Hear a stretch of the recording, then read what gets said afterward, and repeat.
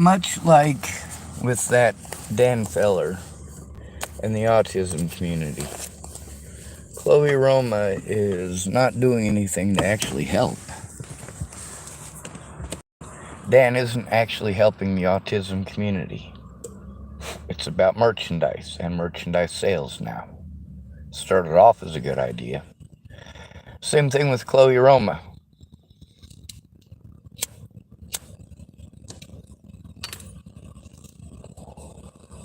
Chloe claims to be a men's rights advocate. But then there's the reality of the situation. The reality is, she says a lot of things that are against men's best interest and tells us to do things that are against our best interest. Tells us to do things that she claims that it's wrong when women do it, but then she tells men to do these things. She doesn't actually advocate for any actual men who are abused. She doesn't actually advocate for any of them. Now, she pretends to give a shit about men being physically assaulted, but when it comes to actual men like you and I, who are physically assaulted over slander, she talks about how that slander is very real and how harmful it is, right? But then she goes and that slander because she heard that it might be true. She doesn't look into the validity of it. Then, of course, she wants to push the Johnny Depp Amber Heard situation. I mean, that joke? Right now, well, NBC News did an article on her, on Chloe Roma, and painted her in such a wrong way, which I feel for her, I really do. But as a victim of that, who has reached out to her many times, also the fact that I'm a man, so I do have to deal with it far, far worse. And then, of course, these women don't want to be held accountable to their actions. Oh my God, someone put a notebook sticker on your door that has somebody's YouTube video address. Oh my God, how scary. Bitch, I gotta deal with that shit daily.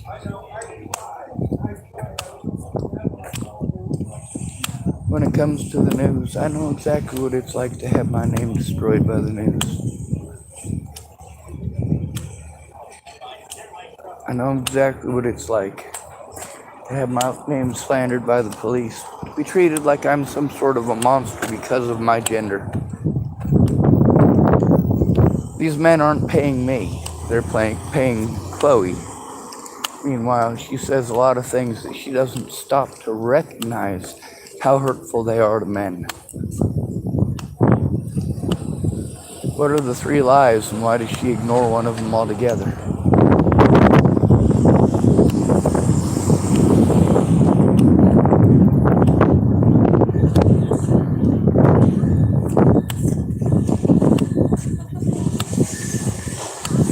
When it comes to long-term abuse, people do exhibit a lot of signs of abuse. When it's long-term abuse, they will exhibit signs of long-term abuse. Much of that includes literally having to scream to get heard, getting used to being talked over when you're saying something important, and what you're saying is so fragile. You need your words to come out of your mouth perfectly, but that's difficult to do when people talk over you. And that's one of the things that helps to show disrespect, is do people listen to you when you come to them for help, or do they talk over you, tell you how busy they are, and they've got 10,000 other things to do, and literally not find out why it's such an emergency that you would even call them for help. They're too busy trying to pity part of you because they don't want to. They just simply don't want to. When people say they don't know how to turn something in, they're absolutely wrong about that. Everybody knows how. And everybody knows that you're a lot easier to blow off if you go in alone. And then there's the factors for which people choose to excuse themselves, such as social contracts, which is what society truly is it not? A social contract? You want those laws, those rules, you want those privileges for you. But how can you expect everybody to jump through hoops when not everybody is subject to those laws, rules, regulations? When whether or not it is applied depends on people's bias of you or who they assume you to be. Out here on the streets, I got to deal with a lot of drug addicts. I also have to depend on a lot of drug addicts for help because the services here aren't going to help me because I'm not a drug addict. They're going to run me around in circles and have me run to services that they can bill the state for over and over and over again, not caring how detrimental that is to my health and the health of those that they're doing it to other than myself.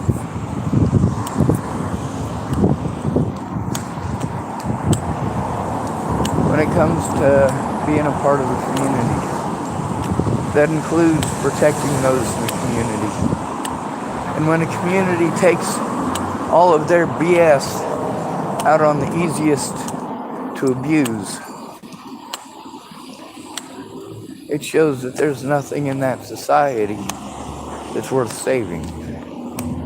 It shows that the people within that society always have to have a scapegoat. When people victimize them, it's not a true democracy, it's a shit rolls downhill society. It's a goddamn republic. Then again, majority rules. That's democracy, right?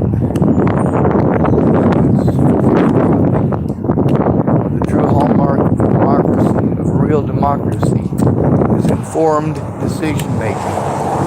If that decision making is made by the public, then it has to be an informed public.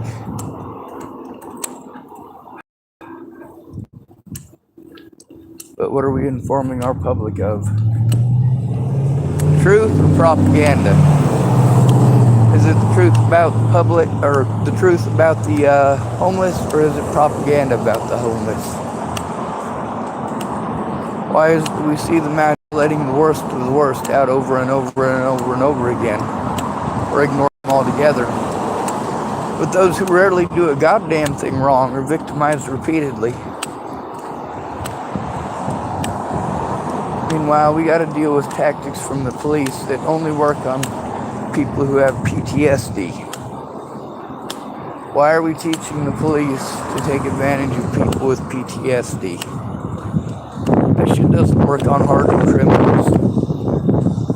When police officers are allowed to lie to a victim who's trying to turn in crimes committed against him, it's a horrible situation to live in. That's why it is important for me as an at-risk adult to always have someone to go in with me when I have to turn something in. If they can't go in with me, I need them to make a call with me so that it is taken seriously, so that I'm not blown off, and so that we don't have more unnecessary deaths, like what happened to Natalie Bollinger, Rand Ingersoll, Anna Hunka. That shit doesn't need to happen.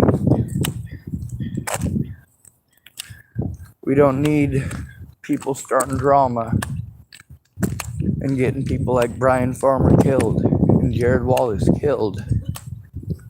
That stuff is completely unnecessary. And meanwhile, all of it happens because people just don't want to listen to, well, those that they deem lesser than them.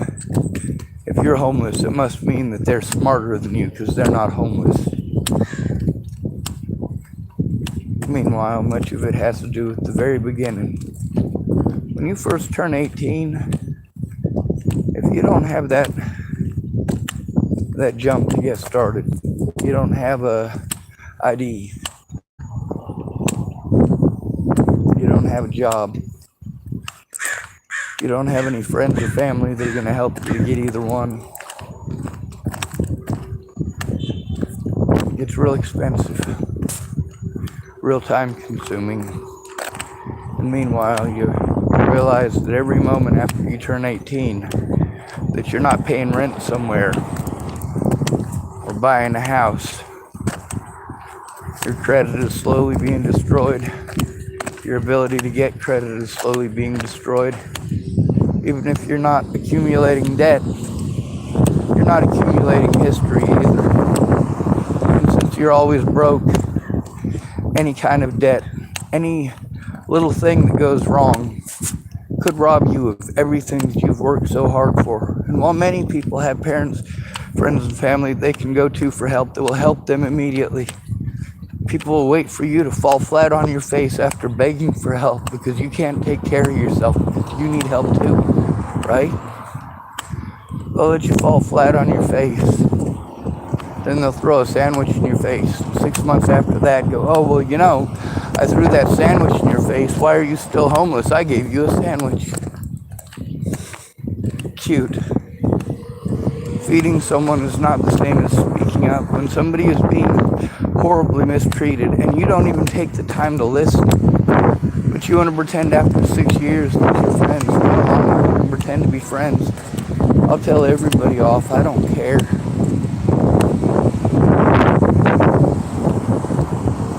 You can either do the right thing because it's the right thing to do, or you can screw off. I'm tired of the violence and the excuses. I'm tired of the sexism. I'm tired of the racism.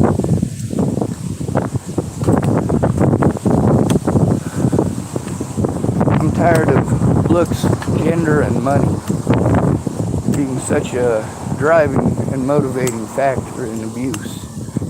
Many women choose to be professional abusers, playing off of a system that will help women who are abused, or even more so, women who know how to play that system. Before she starts going to the cops to tell them what a horrible person you are, she's going to run around to all your friends first, and all of hers too. Protecting yourself from predators. I don't. Protecting yourself from predators. There's the Hollywood predators, right? The killers are always male. They're nearly always ugly.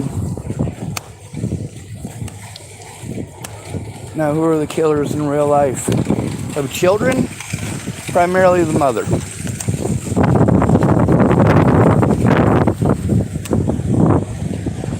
Women commit as many non-violent murders against their own children as they do violent murders. When it comes to violent murders, women account for 31% of them. Mothers in specific, 31% of violent murders against children. For fathers, 31% as well. That's 62% between parents. Filicide is the most likely form of child murder. Filicide, you know what that means? One of the parents did it. Women are a lot more likely to commit those crimes. Women are 5 times more likely to beat on their children. 5 times more likely. Then, of course, we gotta pay attention to the fact that those aren't the ones that are being abused.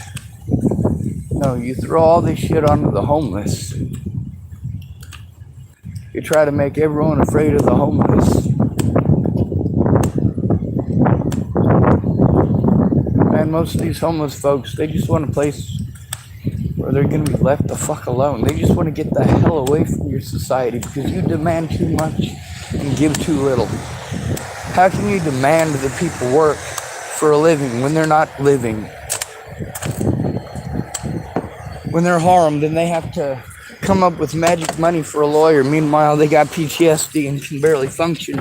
And they have to have a friend or family member who gives a shit. But you beg your friends and family to care. If you have to beg them to care, they don't. And they say, oh, well, just move on. That doesn't stop the abuse.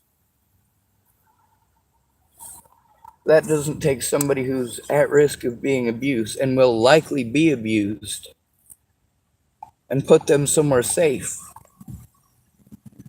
That abuse that I had to endure at the hands of Natalie Bollinger and her friends and family for a whole year before she got her brains blown out, that should have never happened. But it did happen. And where were my friends? Busy talking over me. That's where they were.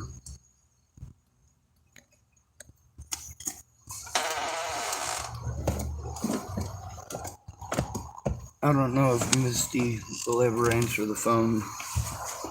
What I do know is that hoping she will is fucking killing me. Pretending like my older brother would ever give a holy goddamn about me and all of this. Pretending like anybody that I fucking know actually gave a shit. It was obvious from the fucking start with every goddamn one of them. Every single one of them when I went to them for help. Right when this situation fucking happened. So that I didn't have to try to turn it in alone and be talked over because I'm a homeless and disabled male. But not one of my goddamn friends gave a shit, because as a man, I am expected to give a shit about everyone but my fucking self! No matter how much you fucking steal from me, I have not given enough, have I? Ever! If I'm getting screamed at by a woman who did horrible shit to me, I'm treated like I must be a bad guy. Because I'm being victimized! Jesus goddamn Christ! You fucking American pieces of shit!